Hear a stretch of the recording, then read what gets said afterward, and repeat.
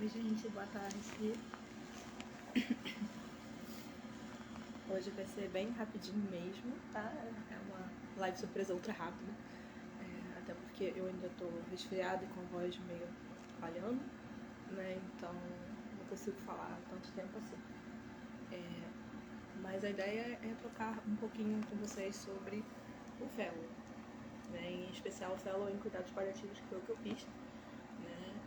Eu tenho um projeto de fazer uma live ainda mais com calma sobre isso, de poder até discutir talvez os outros tipos de fellow com outras pessoas que fizeram, né? Porque eu só consigo falar do que eu pude experienciar mesmo, né? Então não tenho tanta informação assim para trazer dos outros. Mas a ideia é falar um pouco disso, né? Dessa experiência desse curso. E começando do começo, né? O fellow é um tipo de aperfeiçoamento, ou seja, uma especialização lato sensu. E isso quer dizer que ela tem uma carga horária teórica também, né? Você sai com um título de especialista num determinado conteúdo. E, além disso, o que diferencia o fellow de outras formações é que ele tem, assim como a residência, uma parte prática bem extensa, né? Então, você tem 40 horas, dessas 40 horas, ela tem pelo menos uns 80% ou mais, talvez, de parte prática. Então, você está ali aprendendo no serviço junto com outros profissionais, desenvolvendo os seus conhecimentos sobre aquela área, determinada área, junto com os profissionais que estão ali atuando. Então, eu era responsável por alguns setores, eu participei de atividades como psicóloga mesmo. Então, é isso, né? Você trabalha literalmente como um profissional naquele setor.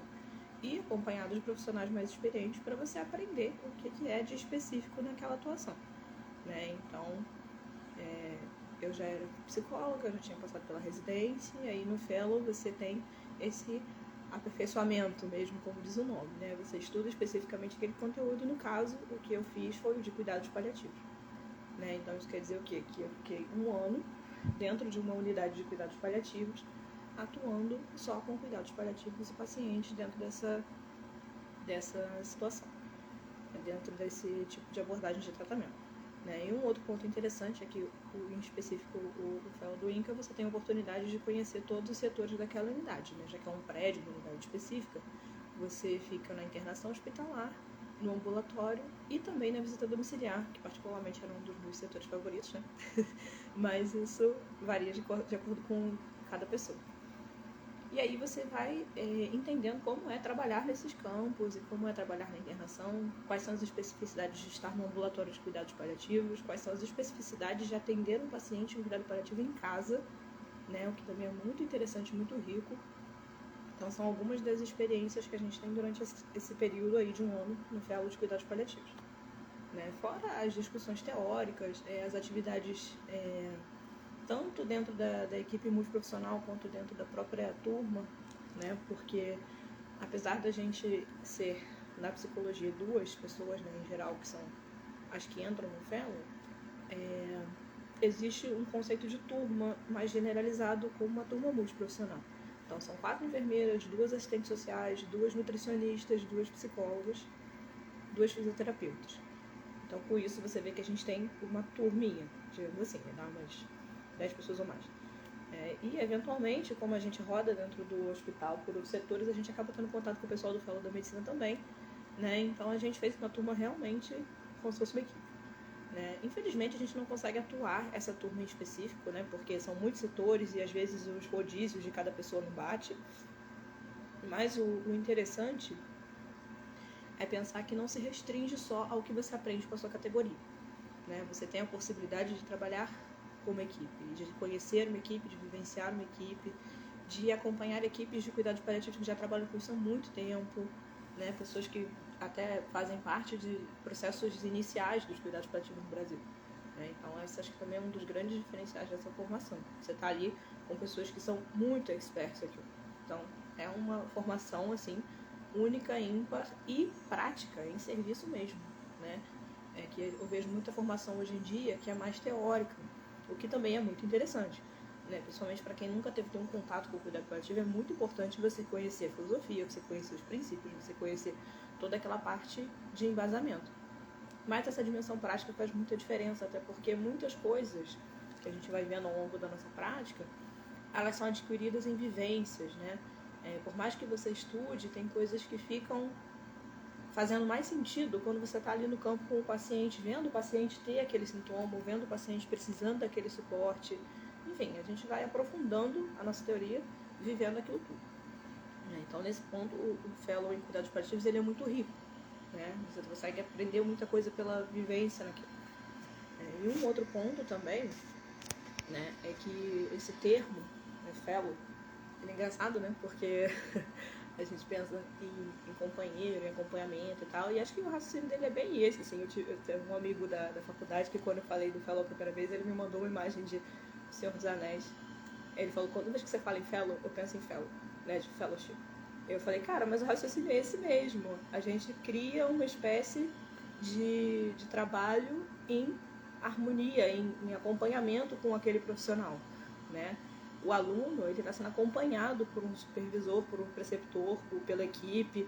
Ele não está lá sozinho, ele tem todo um suporte, todo um monte de gente ali, né, interessada em que ele aprenda e querendo ajudá-lo a aprender e que ele possa fazer um bom serviço, né? E a gente teve durante o fellow a oportunidade, inclusive, de ter esse serviço reconhecido muitas vezes, né?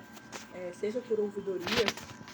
Eu lembro que eu e uma amiga minha, a Tainá, recebemos uma ouvidoria de um familiar, mas até fora disso, dentro da própria equipe. A equipe faz esses processos de reconhecimento, de poder mostrar que, olha, seu trabalho está sendo importante, você está contribuindo e tudo mais, né? Então, todo esse lado de companheirismo, digamos assim, né, de fellow, né, de ter esse apoio, ele existe, e acho que ele também é muito importante na formação. Assim, enquanto pessoa também eu posso dizer que eu cresci muito por conta disso, né? Por você ter um apoio, por você perceber que as pessoas estão ali vendo o que você está fazendo, elas reconhecem o que você está fazendo, elas te orientam quando veem que você tem alguma dificuldade. Uma parte das pessoas é muito aberta, inclusive, para tirar dúvidas, para você perguntar, né? Eu aprendi muito com vários profissionais, então é muito importante nesse sentido. Você tem essa oportunidade de desenvolver a sua profissão dentro de uma equipe que é engajada e voltada para trabalhar com aquele conceito, né? Extrapolando para os outros que existem, né? Eu imagino que nos outros também não seja muito diferente. A ideia é sempre que aquela pessoa que está entrando ali como aprendiz, digamos assim, como aluno, está entrando com um objetivo profissional, com um objetivo de formação, né? Então ele é tratado como uma pessoa que é um profissional e em formação e precisa desse suporte, né? E é valorizado pelo que tem a contribuir. Então, quanto mais você consegue atuar e participar, mais você acaba tendo esse reconhecimento, né? E é muito bacana poder ver o trabalho sendo desenvolvido, e poder entender as coisas, poder começar a perceber como é que funcionam as coisas, como é que funcionam os fluxos, poder até pensar em coisas novas, em coisas para serem sugeridas, enfim, né? No caso, ainda para falar da minha experiência em específico, talvez eu tenha algumas diferenças de quem faz o fellow hoje em dia, porque eu peguei o fellow na pandemia, né? Então meu fellow começou já atrasado, a gente começou em junho, teve durante muito tempo muita incerteza, né, de como é que ia ser para funcionar e tudo mais, mas funcionou. E a minha turma era a primeira turma, então também tinha um pouco de estamos organizando para ver como é que isso vai ser, se isso vai ser legal, o que a gente precisa melhorar, o que a gente não precisa e tudo mais, né? Então isso também foi uma coisa que hoje talvez já esteja mais sistematizado e talvez as pessoas não tenham algumas coisas de experiência que eu tive, né, nesse ponto. Mas o que eu acho mais interessante desse curso como um todo, né, é a oportunidade de você poder realmente aprender uma coisa que é tão importante, né, que são os cuidados paliativos. Hoje em dia isso é um tema que precisa muito ser aprofundado por todo mundo, não só enquanto pós-graduação e tudo mais, mas todos os profissionais de saúde deveriam conhecer cuidados paliativos.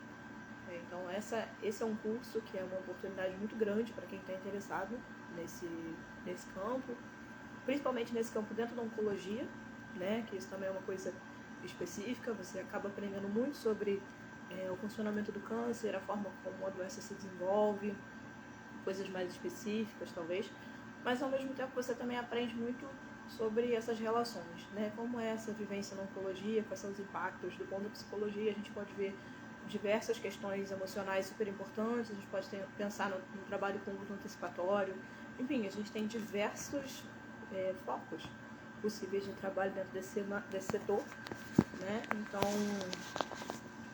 é uma formação muito importante nesse ponto também, né? Não só como um diferencial enquanto profissional, de poder dizer que tem essa formação, mas até mesmo de conhecimento pensando no futuro do nosso trabalho dentro da área da saúde, né? Eu acho que daqui para frente a gente não vai poder mais viver sem o mínimo de noção de cuidados paliativos como tem sido até hoje, né? E para encerrar, né, eu já tinha que ser rapidinho,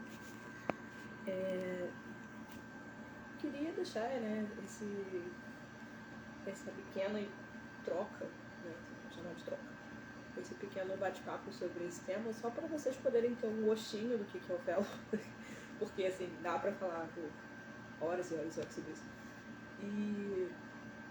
E espero conseguir ainda fazer uma live com calma, direitinho, sobre esse tema, talvez convidar alguém para falar de outros fellows junto com os cuidados paliativos.